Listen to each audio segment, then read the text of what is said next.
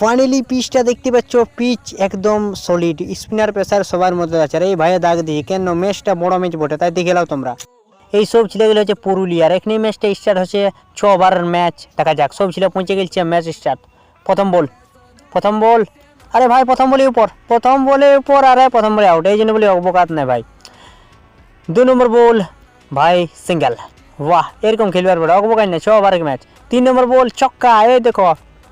তার বাদে আরে ভাই উপর দেখা যাক কে ছুটেন নাই না, আমরা 1 ওভারে 3 উইকেট।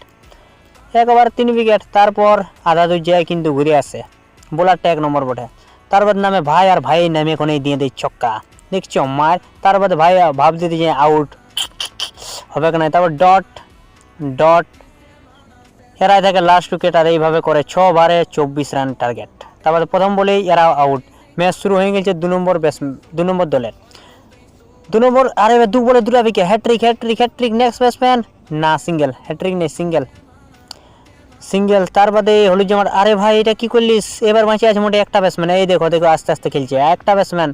6 বলে 8 রানের দরকার, 6 বল 8 রান। লাস্ট বল দেখা যাক, লাস্ট বল এ ভাই আউট, ম্যাচ শেষ।